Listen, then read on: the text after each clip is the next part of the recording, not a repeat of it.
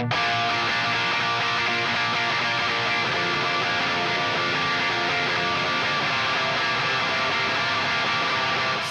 comes the nasty gram.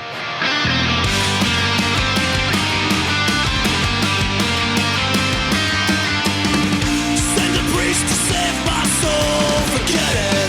Welcome back to the Nastygram RPG podcast. This is Into the Storm. I'm Dan. I'll be playing Helios the Immolator. I'm John. I'll be playing Ariad Ein Ariat, the Elven Barbarian. Hi, I'm Ryan, and I play Farley, the Thief. I'm Josh, and I play Sapush, the Druid. And I'm Matt, playing Father Kyle Black, the Cleric. And I'm the Dungeon Master, Jake. This is Episode 1, Riders on the Storm. If you'd like, go follow the link on our page to Episode 0, where we kind of talk about our world building a little bit, and we get some information, some background on the characters. We also go over the rules for Dungeon World a little bit on there. And if you don't care and you just want to jump right into the action, I guess all you really need to know about Dungeon World is it's 2d6, and you're looking for a 10 for a success. Most rolls end up being between that 7 to 9 range, which is called mixed success. And that is where the fun is, because that's when I get to give the players different options that can really add some spice to the story. And you can find that link on our Facebook group, Nastygram RPG Lounge, or on nastygrampod.com. So enjoy. A promising soul, a drunken soul, use a distance between you and I.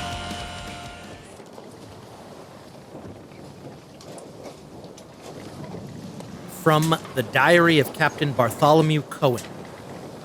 I've recently received an unfortunate assignment, transporting 5 curious individuals. My mission, by royal decree, is to bring those strange creatures to Fort Asan. Where my directions did not specify the purpose of this journey, I fear it is all too clear. Rumors spread through every wine hall and brothel in the western coast. And while the details regarding the fate of Asan differ depending on the storyteller, the outcome is always the same. Asan has been lost. For 2 weeks, we have not seen the daily shipments of ore, and not a single letter of correspondence has been passed along by the soldiers stationed there. So the job of learning the truth of what horror has befallen Asan falls to these 5 poor souls. As for myself and the crew of the Maiden's Dream, we are to serve as ferrymen for this doomed lot. We are 13 days out of King's Port, and only 2 days from Asan. Thus far, we have been fortunate. The wind has been steady, the weather has been fair. My crew is nervous, but professional. I've assured them that we will drop these poor men off outside of the bay and wait for their return. I intend to give them 3 days. All right, it's late, middle of the night, on board the Maiden's Dream. Many of the crew are asleep. What are all of you doing? Let's just go around the table here. Matt? I am Kyle Black. He's a flabby, heavy-set gentleman. Kind eyes. His hair is long, mostly unkempt, and he kind of wears long, flowing robes. Just kind of blend in with nature, not necessarily druidy, but, grays, browns, greens, just, kind of tattered, like hippie, you would say. I am hanging out on deck, probably looking out towards the horizon, smoking a pipe, kind of communing with my deity. Okay, cool. Josh, Sapush. Sapush is actually, how big is this boat that we're on? It's a 2-master crew of about 20. So it's a fairly large ship. All right. Sapush is actually hanging off the aft of the ship on just some simple rope rigging. he is a kind of somewhat androgynous looking human. He has long flowing hair and the moonlight kind of reflecting off it. It looks like his hair is kind of constantly wet right now. It might be because he's close to the water, but also if you look closer at it, it almost looks like seaweed right now. It's just vibrant, alive looking. And he has no facial hair and wears kind of a mixture of hide, furs, and leathers in a very, very functional way. Nothing really adorning about him. He's hanging sitting on this kind of rope sling, and he's got little footsies in the water, and he's just teasing the water and actually trying to bait some fish to come to the surface. And this is his first time out on open waters, and he's learning the creatures that live out here. Cool. John, Ariad? Ariad. Ariad is a fairly tall, over 6 foot, high elf with blonde, long hair, very lithe features. Probably looks about 20, but he's told you that he's hundreds of years old. He has grimier clothes than when you found him. They were pristine white and some blues with a shiny chainmail over them. But through the travel and through the many weeks we've been together, they've gone unwashed as much as you would when you first saw him. He is learning a card game from Farley in the galley, enjoying an ale or two. Awesome. Dan, Helios? Helios is 5'8". He has a shaved head, and he wears like a ashen gray robes with sort of a crimson trim, fairly well put together. And probably a more unsettling feature is that he wears a necklace around his neck, but at the end of it Don't is sit yours, don't sit yours, a don't sit yours. skeletal hand. And he's missing a hand as well. Oh. Okay. It's capped in metal. And he is sitting in the galley drinking and watching the two of you play this card game. Ryan? Oh, yep. So Farley looks kind of like a bookkeeper. Like does not fit in, does not look like he should be traveling with these people. Does everything within his powers to look nondescript. He doesn't want people to remember he was there or really be able to pick him out. He has a kind of friendly features, little salesman-y.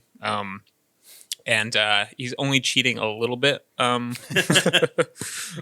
cards with Ariad, and he also he's trying to talk to one of the few crew members who's still up and try to kind of work some kind of a deal, maybe an exchange of goods for fun, really. Cool. So the three of you are in the galley. There are 2 crewmen there playing this card game with you. And Farley, you actually, without even, or maybe you cheated, I don't know, that's up to you. You actually have a really good hand. Did you cheat to get it? Yeah. Okay. I cheated. So you've got a really good hand. You look over at Ariad, who it seems like he's starting to get the rules. These other 2 guys, they look like they're pretty tired. It's really late. This is probably their last hand anyway. And then Helios is kind of sitting back but watching. And one of them goes all in. He bets all of his coin. And you try as hard as you can to kind of contain your excitement by this. And the sailor says to you, your bet. It's to me, huh? That's quite a pile of coin there. He looks very confident. Oh, it's an interesting tactic. I haven't considered that. It's probably the last hand of the night, right? I'll match that. Let's see him then. You both put your cards down, and yours are clearly superior. and you've won this pot. And as you reach to get it, suddenly all the coins start spilling towards you. You look forward and you see the room start to pitch up at a 45-degree angle. And the lanterns that are hanging start swinging towards you, and all of a sudden you're on your back. You're falling and you hit the wall as the ship just pitches up. What do you guys do? It's pitching like up or to the side. Yeah, up. I like clamber onto the bench and then get up and is this a wave? Suddenly Kinda you like- all hear, Crawl over to the the window. it sounds, you know when you go through a car wash and you just hear the water hit your car in a sheet?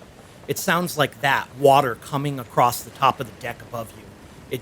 It starts on one end of the room and comes towards you, and all of a sudden it's just this deafening roar of water pounding into the ceiling of the room. And then all of a sudden the ship pitches forward and you start to slide back onto the floor and towards the door. Pause there for a second. Above deck, Dude hanging off the back of the ship. Nice placement. you're dangling, Sapush, you're dangling your feet in the water when suddenly the water starts to get closer.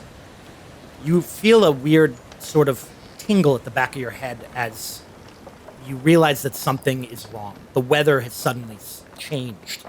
The air feels heavy. You hear rumbling in the distance, and you can hear the water. You can hear the rain hitting the water as the ship moves towards the storm. All of a sudden, you're inches away from the surface instead of a few feet as the ship pitches backwards. And you hear Kyle on deck. Kyle, you see this storm appear suddenly in the darkness, and as it approaches the ship, you feel this wave. You don't see the wave. You just feel it as it pushes the ship upward. You have to grab the railing to avoid sliding across the deck. What do you guys do? So Push grabs a hold of the rope and closes his eyes. And what climate-wise? I know we're in the ocean. You guys were heading south. You're heading, think of like a Florida type climate. So it's warm. It's late spring. It's a little humid at night still, but you're out on the ocean and there's a strong breeze, so it's never overwhelming. Okay. So Push is going to grab the ropes and pull himself back up on top of the deck and look around for who's up there and see if Kyle looks like he needs help. First person you see is Kyle Black, grabbing onto the railing as the ship starts to kind of come back to a steady equilibrium, but then quickly starts to pitch in the other direction. Matt, Kyle Black, what do you do? You see Sapush come up over the back of the boat. Frantically trying to stuff my pipe back into its holster on my vest. Look at Shapush and yell, You see this too, right? Yes. Sapush comes kind of running as much as he can, holding onto the railing as he goes, and just kind of gets up to where Kyle is and looks around and sees, trying to assess the level of the storm. What it looks like we're going into. He's basically looking of, hey, should I grab my buddy here and turn into a turtle and jump off the fucking boat, or hang out a little bit? Yeah. So the first thing you notice is there's only 2 crewmen on deck right now. It's late at night. Up until a moment ago, the weather was really kind of calm and stable, and they're scrambling. They look like maybe one of them had been asleep. The other one was, cleaning up or something, and they're suddenly on their feet. They're yelling, and in front of you, you just see these sheets of rain, and within a moment, it hits you, and suddenly it becomes hard to hear those sailors on the other end of the deck yelling, and you know that as suddenly as this storm came, the ship isn't prepared for it. I don't think Sapush is probably not a sailor, but you know that there are preparations that need to be made when sailing into weather like this, and you can tell by the horror on the face of these men that they are not ready for it. I see. he's comfortable with water. He grew up Right. next to a large river, but open ocean is a whole new game.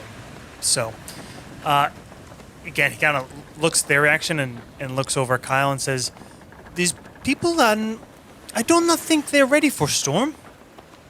Agreed. Perhaps the crew would tell our below deck. Quick. I will stay. Meanwhile, Dangerous down there. below deck, you all slide towards the door, which has slammed shut, and then suddenly the floor is even again, and you hear rumbling on the other side of the door, like something loose moving around in the cargo hold on the other side of this of the galley. Helios, as he's sliding down the bench and grabbing hold of anything he can along the way, he kind of lets out like a swear and says, What the hell is going on? Get out of your bunks! Everyone, all hands on deck! I grab Farley as we slide against the wall and try to prevent you from crashing into the door. I say, we crash back and say, is this usual weather on these waters? No. You think Farley probably has some sailing experience more than anyone else, seeing that you travel and do a lot of mercantile stuff.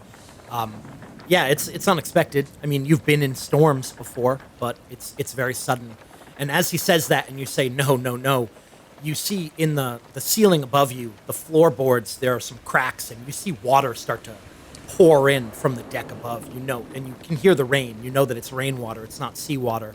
But one of those crewmen goes to open the door, and he opens it about an inch, and then it seems like he's having trouble with it. He says, "It's stuck." I step over to him, and I will attempt to help him out. Cool. John. Ariad has a huge smile on his face. He's having a great time right now. John, why don't you defy danger with I will. strength? So defy danger is an interesting move because it basically can be used with any attribute depending on how you're doing it. Right. So it's kind of the catch-all skill. Oh, real well. 13. Wow. Okay. What do you do? I actually kind of bowl him out of the way, and he's holding on to it, and I kind of bump him out of the way. I just plant my feet firmly on the ground and just both hands pull it back. And I expect it to be a bit more resistive, and I kind of do it too well. It's a push. Oh, push, yeah. Because there's stuff on the other Yeah, side. so that blocks. I elbow it with I shoulder it in, and assuming that it would be a bit more resistive, I kind of tumble in after it. All right. Yeah, you break that door right open, crack open a barrel that was stuck on the other side, and Are we sure we want to? No, okay. and as you kind of tumble into the cargo hold / room where most of the crew sleeps, you see sailors starting to fall out of their bunk and get up and rushing up above deck, while you see actually Kyle fall down the ladder to come below deck. Oh, Kyle, what's going on up there? There's a storm. Storm. Out of fucking nowhere, man. I think they were sleeping up there. I'm not sure. Well, looks like they're awake now. Is there anything we can do to help? I don't know. Do I look like a fucking sailor, man? All right. I follow the sailors out, Okay. and I start asking them is there anything I can do? They tell you to.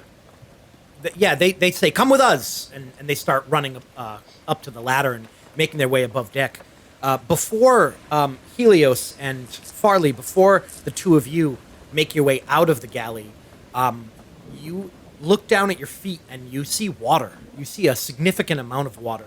And you look back along with these two sailors, and you see that there's a small porthole in the galley, and it looks like it's just busted open, and water is just pouring in quickly. It seems like every time the ship sort of tilts to port, water just pours in that hole, porthole. Helios burns it because that's the solution to everything. I light the boat on fire to dry it out. To dry it out. Yeah. So I think I got this, guys. I say, we need to start bailing. We need to start bailing now. Where are we? Where is this? We need crewmen and we need buckets. I try to open up the galley door. Okay. How much semen do you need? Buckets of semen. I need buckets of semen. Wait a minute. The two crew who are with you immediately run into the cargo hold and grab buckets and they wait for your direction. But it looks like they're ready to start bailing. They say, "Do we up the ladder?" Anything. Okay. Back up above deck with Sapush. Is Sapush the only one up on deck right now? I just ran up on deck. There's a bunch of crew starting to run up on deck, including Ariad. But up on deck, you see the sails, which were fully down because the wind had been in them. You see them just get ripped right off of the mast. You see, it's kind of alarming. They just get ripped right off and pulled into the darkness of the ocean. And right after that happens, sailors start coming up above deck, including the captain. He's a little blary-eyed, but he starts shouting orders to people to batten things down. There's barrels and crates rolling around, and he sees you, and he points to the boom, and you're not sure what he's saying. You can't really hear him over the roar of the storm, but you see him pointing to it, and then you see it just swing wildly across the deck and knock one of the sailors into the water. I kind of point to the boom and make a gesture that says, point to the water to get rid of it. He tries to lean close to the captain. He says, "I think it's dangerous for you. If the ship sinks, you could die." He doesn't say to you. He's just kind of shouting at his crew, and you do hear him say, "Secure that boom! Get that sailor out of the water! Ropes! We need ropes!" You're not sure which of those commands to follow. Ariad, you come above deck at that moment as well. I hear him say, "Get that boom under control, get ropes." I find a rope lying around and I run over to the boom as it's swinging around. I kind of lasso it around and I grab onto it and screeching across as it pulls me. Cool. All right. Sapush runs over to the side and sees if he can see that sailor in the water. And You do. You see him for a moment until a swell comes and pulls him down.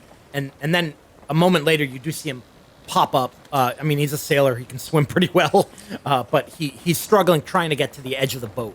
Sapush looks for a loose line that's secured on one end, maybe like a long line that was attached to one of the sails or ripped away, and grabs a hold of it, steps up on the rail and dives forward. And as he hits the water, as he comes back up to the surface, there's a long, sleek mammal.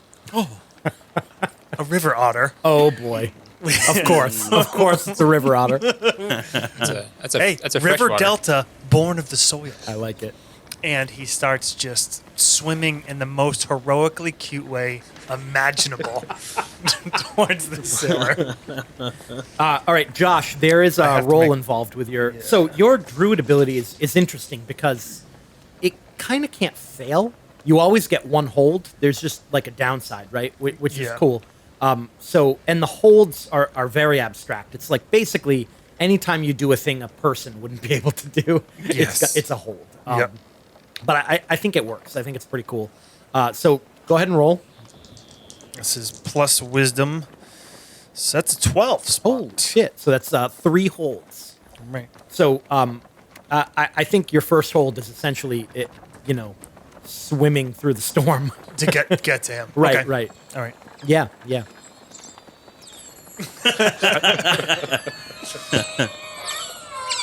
Are those otter? Mm-hmm. Wow.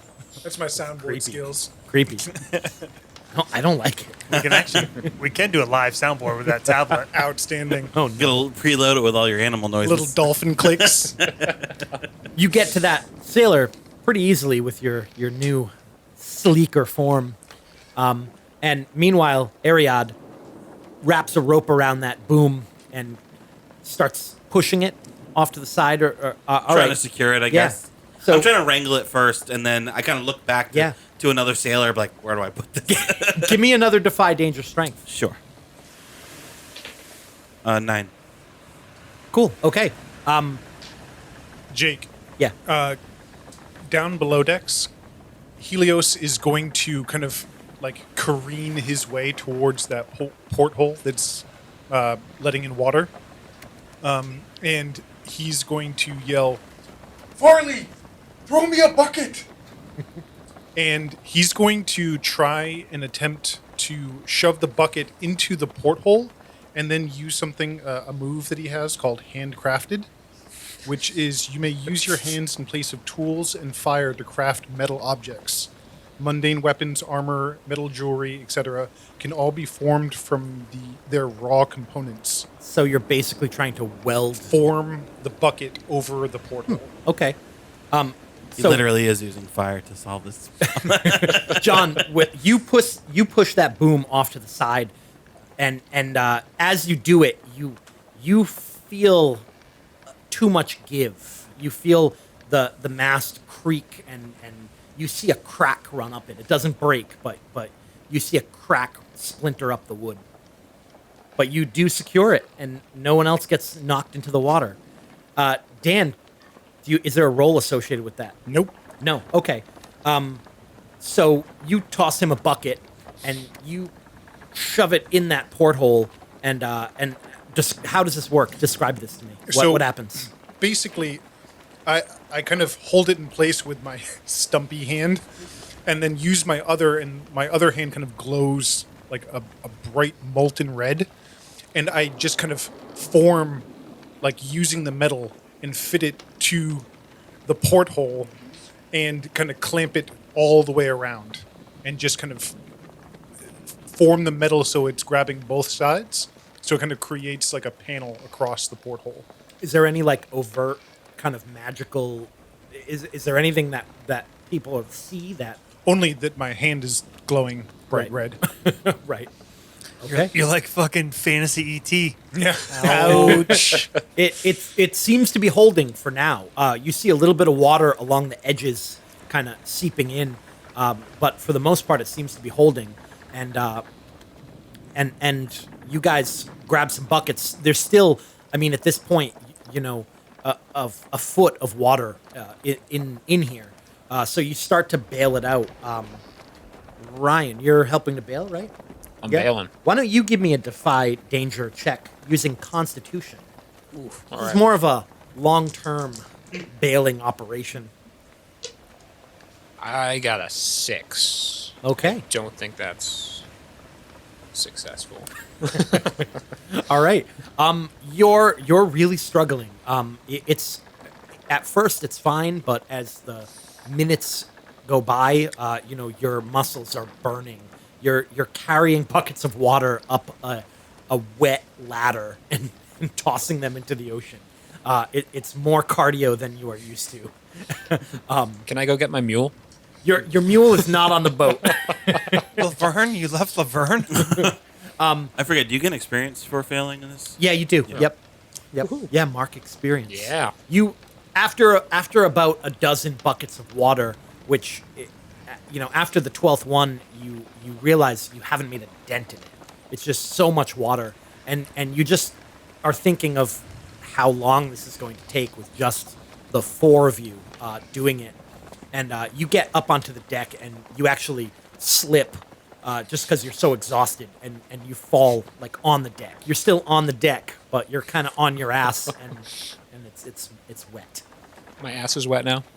Yeah. On the deck. Back to Sapush. You make your way to this fallen sailor, and at first he seems a little scared that there's a creature in the water with him. He doesn't really know how to react to that. What are you doing with him?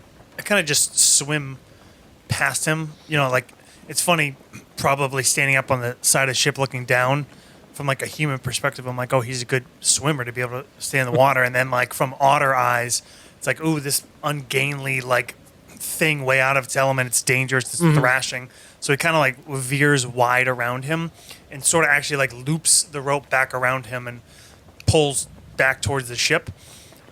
So basically, like the rope is going to wrap around him, and assuming that he will grab a hold of it himself. Okay, so you're bringing him the rope instead of you're not going to actually try to like. No. Yeah, cool. I'm going to get the rope all the way around him and like swim back to the rope and hope that he kind of secures himself to the rope. Okay. I think the better option in terms of like a powerful swimmer would have been to be a shark and swim towards him, just start circling him. Push would be like, what's the problem? Motivation. I haven't attuned. I'm gonna feel like the smart move would have been like giant squid, so that way you could like hold on to him really, really well, I want to give you a big hug. and then climb back up onto the ship holding him. Perfectly safe. I mean, in the chaotic water, it's hard to really tell how he's reacting to this. I mean, he's kind of just flailing about, but whether or not he realizes you brought the rope to him, he does eventually kind of grab it just by instinct and start to pull himself towards the boat.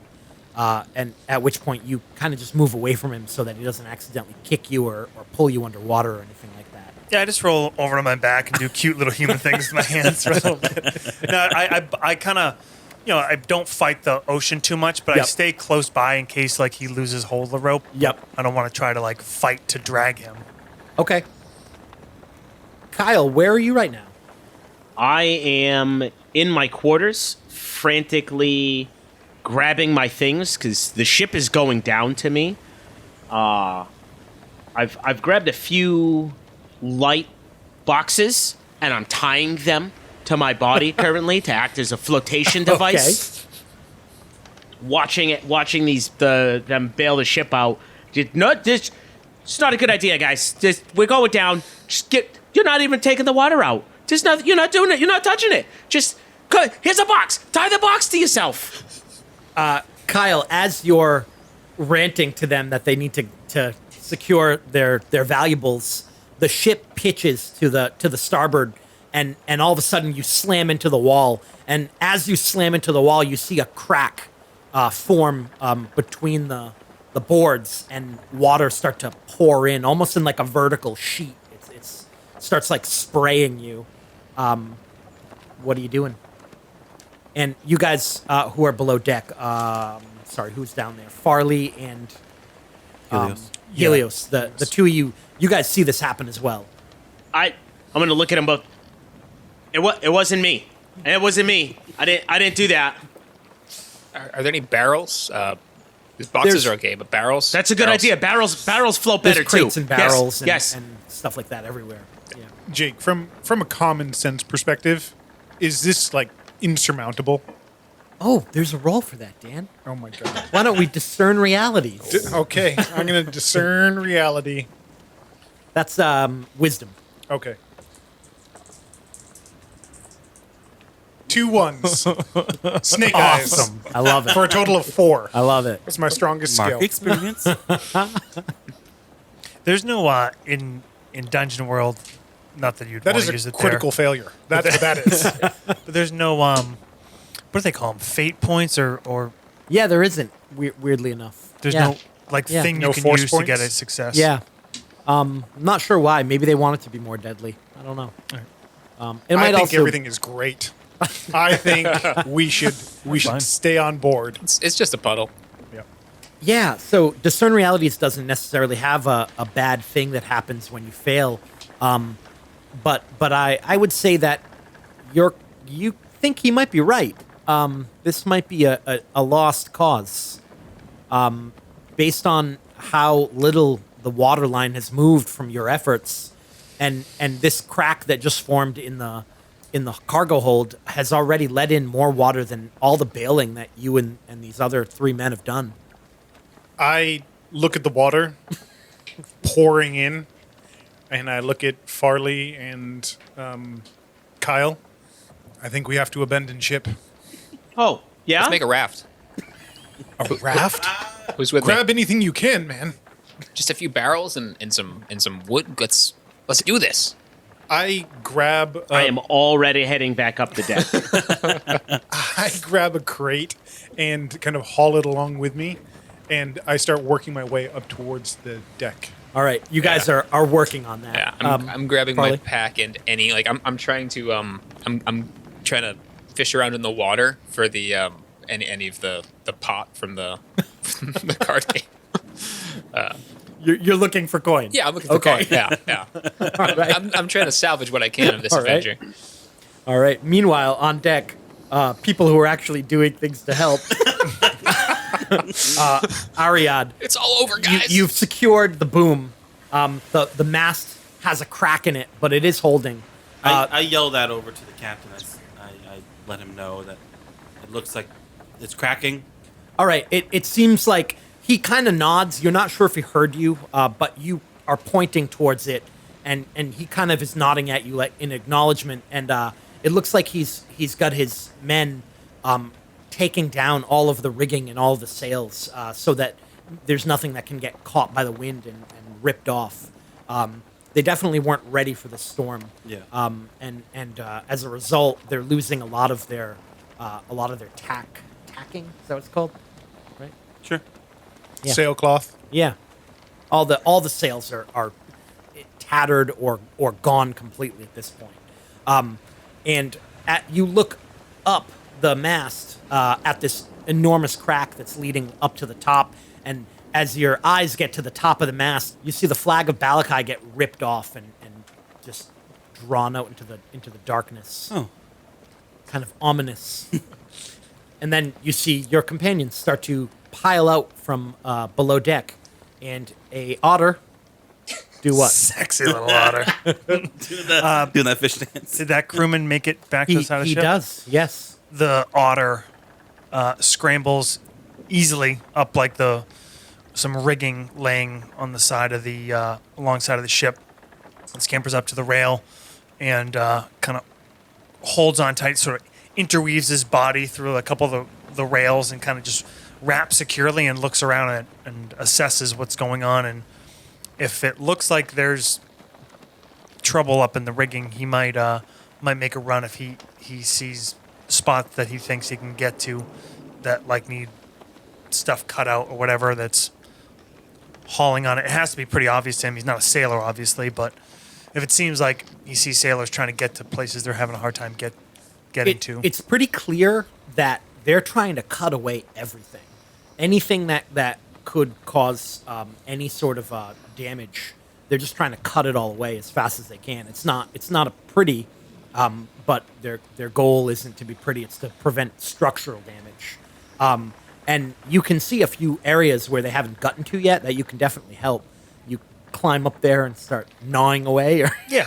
yeah. Yeah, if he wraps his arms kind of Yep. securely around each like spar and then just chews through the lines. Amazing. He's a little otter with a little sailor cap on. Occasionally, one of the sailors will catch a glimpse of you as you scurry across a Monster. beam, and they're just confused, but whatever. It's working to their advantage. His name's Wesley. I mean, I'm sure he's they've seen him become other animals on this trip. He's not shy about it. Yep. And I'm sure it weirds people out at first, but he probably has enough, maybe even has a reputation, so. Yeah, Helios and Kyle. As we come out onto the deck, Helios yells to the captain, We're taking on too much water. Are you carrying a crate? Mm-hmm. And you are as well, Kyle. No, I have them tied to me. Okay. All right. Empty crates. I'd like to specify empty crates. Okay. He looks at both of you, and he says, "If we abandon the ship, we're as good as dead in the water. That mast is about to fall. Make sure it doesn't hit the deck." The ship is taking on too much water. It can hold the water. Helios kind of looks around frantically at what everyone else is doing. You notice that his crew, as he has said before, they are quite professional. They're all working hard to get everything kind of battened down. And no one seems like they're abandoning ship. And you kind of realize like maybe you were wrong. Like you're not a sailor, you know. Like, Sure. Yeah. so yeah, you don't have to constantly think. Snake eyes. Yeah. Yeah. But so you're like, okay, maybe it can hold more water than I thought. It's like getting into turbulence in an airplane. Like, it's going down. It's Yeah, no, right. It's fine. Yeah. So Kyle, what are you doing? Or what are the two of you doing? You're kind of standing together, and the captain just expressed that the mast is going to crack. I don't really know what to do with that information. As someone who is not a sailor, I move away from it, and Okay. Helios walks or kind of sloshes across the deck to probably the aft where kind of the captain steers the boat, and ties himself off over there Okay. to kind of be prepared to help when the mast comes down, but out of the way of it falling over. All right. Are there any axes in range? You could find one.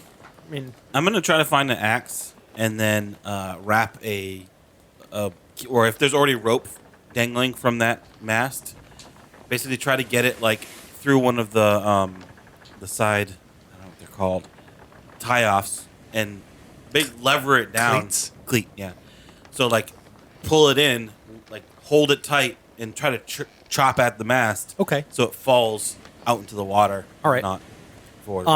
I mean, so Might take a while, a little bit longer than. as you're doing this, tell me a little bit about your people, the elven people.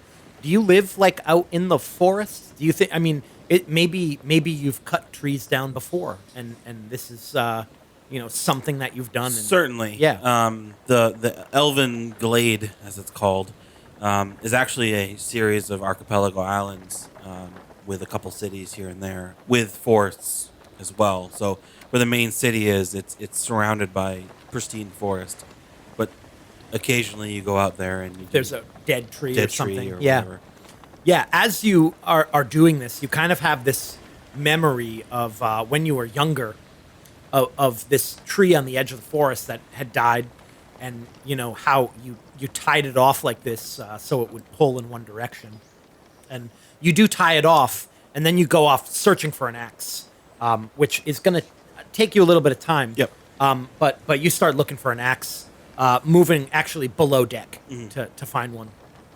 You get down the ladder, and you see Farley fishing around underwater, looking for something in the water. Farley, do you happen to have an axe on hand?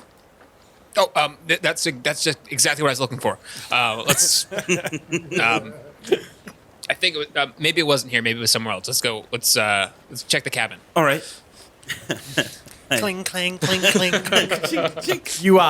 You stop collecting coins and you help him get an axe.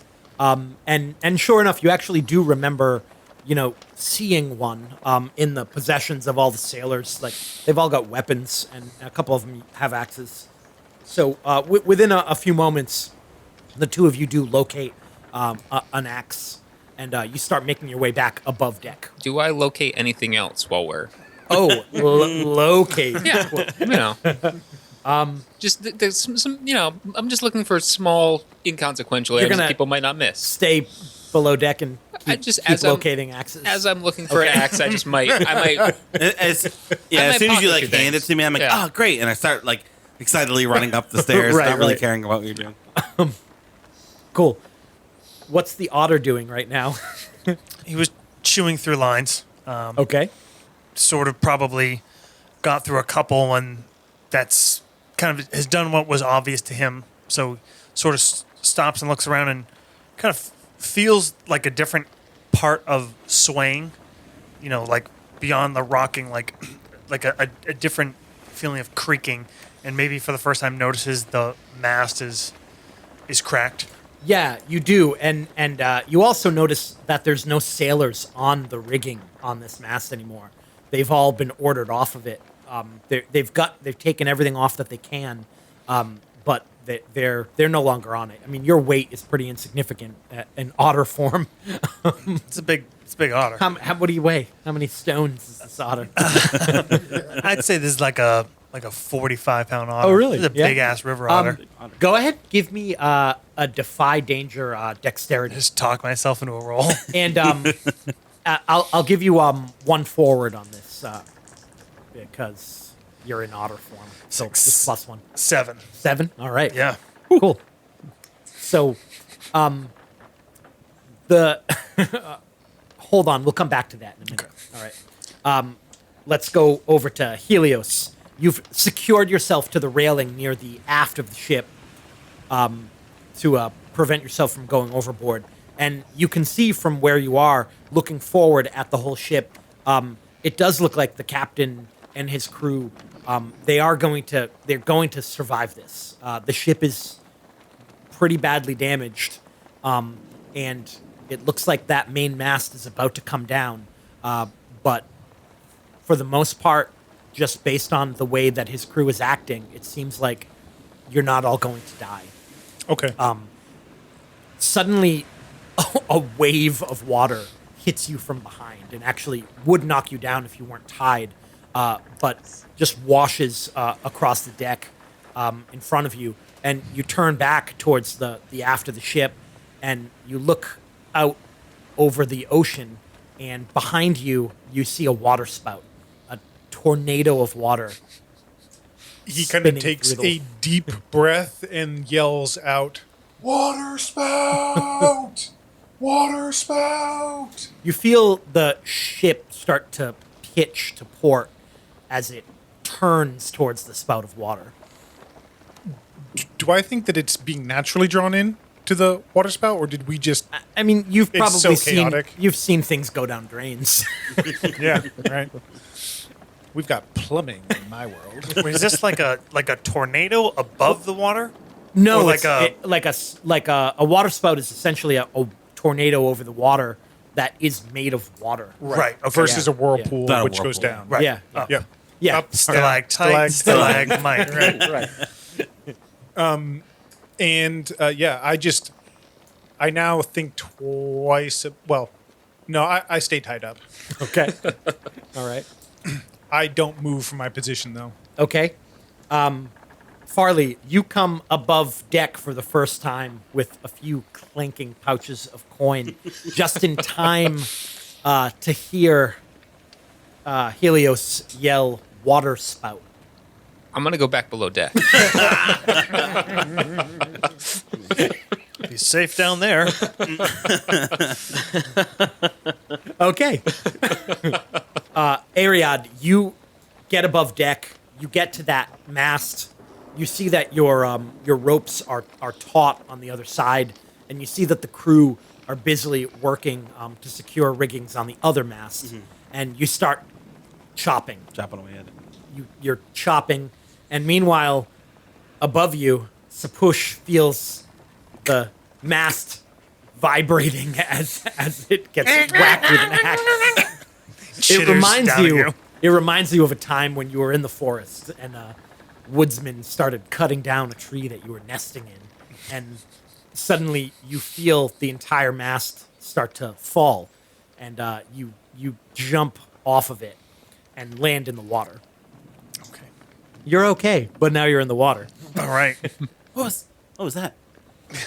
Shake my head and like The whole- cut the rope and let it kind of The whole wash mast over. crashes down and quickly gets pulled to the bottom. You manage to avoid it, and you're swimming, and you see that the boat is turning towards you quite dramatically. In fact, when you look out towards what should be the side of the boat, you can see the deck. You can see the deck almost at like a 45-degree angle. You see a lot of sailors holding on to ropes as if they were walking on like a roof, basically. You see a few of your companions. Luckily, most of them are tied off. And, it's looking pretty grim. At first, I think, well, they're really overreacting, taking this kind of maneuver to come back and save me. I could just swim there. Don't worry about it. You're an otter. I mean, Jeez, guys. Thanks. I appreciate the sentiment. And then I look over behind me and see a giant water spout. Yeah. Okay. I guess I'm going to make for the ship. Okay. Spoosh is gonna All right. get those little otter legs beaten hard. I think the ship is going to make to you. You Meet you in the middle. you make to the ship, and as you approach it, that deck, which was at a 45-degree angle, it now appears to be straight up as the ship It's like on its side. topples on its side. And everyone goes in the water. That was a short game. Yeah, good game, guys. Who's running the next? No, I'm floating. Well, Spoosh is Well fine. played. The Well bush is played. fine. You, I think I'm a fish and go under it.